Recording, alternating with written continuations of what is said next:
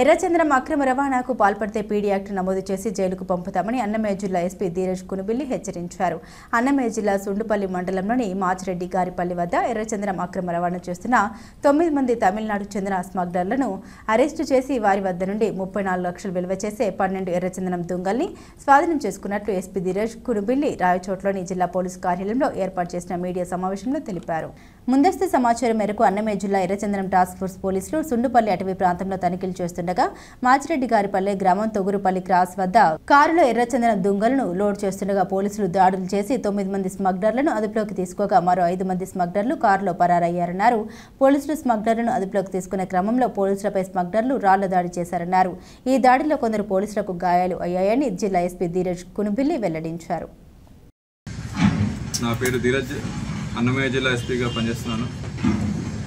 ఈరోజు మార్నింగ్ మనకి red Sanders task force వాళ్ళు వచ్చిన ఖచ్చితమైన సమాచారం మేరకు సుండిపల్లి పోలీస్ స్టేషన్ ఏరియా లిమిట్స్లో ఉన్న విలేజ్లో రెడ్ శాండర్స్ తరలిస్తున్నారనే ఇన్ఫర్మేషన్ మీద ఎర్లీ మార్నింగ్ అవర్స్లో రైడ్ చేయడం జరిగింది.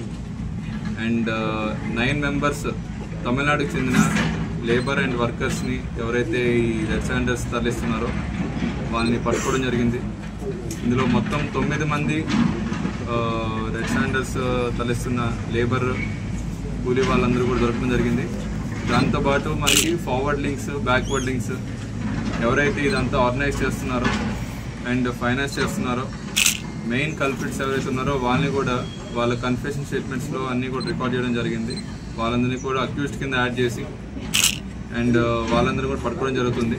ఇందులో టోటల్ 12 రెడ్ శాండర్ లాగ్స్ మనకి దొరకడం జరిగింది. అవన్నీ కూడా సీజ్ చేసి మనం కేసు ప్రాపర్టీ కింద పెట్టడం జరుగుతుంది.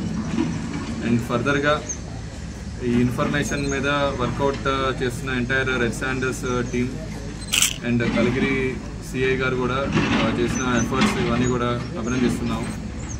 అండ్ రెడ్ శాండర్స్ మీద ఎవరైనా సరే ఈ ట్రాన్స్పోర్టేషన్ అండ్ స్మగ్లింగ్లో ఇన్వాల్వ్ అయితే చాలా స్ట్రిక్ట్ యాక్షన్ ఉంటుంది. అండ్ ఫ్యూచర్లో రిపీట్ అఫెండర్స్ మీద పీడీ యాక్ట్ కూడా ఇనిషియేట్ చేయడం జరుగుతుంది. ఇన్సిడెంట్లో పోలీస్ స్టాఫ్ని కూడా వాళ్ళు అటాక్ చేయడం జరిగిందండి. ఒక వెహికల్తో కూడా వాళ్ళు ఎవరైతే స్మగ్లర్స్ ఉన్నారో వాళ్ళు పారిపోతున్న టైంలో మన పోలీస్ స్టాఫ్ని కూడా గుద్దేసి పారిపోవడం జరిగింది. And few of the police staff కూడా ఇంజూర్ అయి ఉన్నారు. మైల్డ్ అబ్రేసివ్ ఇంజరీస్ ఉన్నాయండి.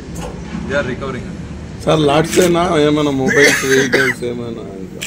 వెహికల్స్ మనకైతే సీజ్ ఏం అవ్వలేదండి. వాళ్ళు ఆల్రెడీ పారిపోయి ఉన్నారు, అంటే మనకు ఉద్దేశి పారిపోయి ఉన్నారు. వాళ్ళు కూడా మేము అన్ని వెహికల్ డీటెయిల్స్ అన్నీ కూడా ఉన్నాయి, వాళ్ళని పట్టుకోవడం జరుగుతుంది. As of now only lots వరకే రికవర్ అయినాయండి. లాట్స్ కాస్ట్ ఎంత సార్? కాస్ట్ మనకు వచ్చి 34 lakhs ఉంటుందండి. Total 12 logs weighing about 344 kgs. Total cost వచ్చి 34 to 35 lakhs ఉంటుందండి. సార్ ఇదంతా కూలీలేనా?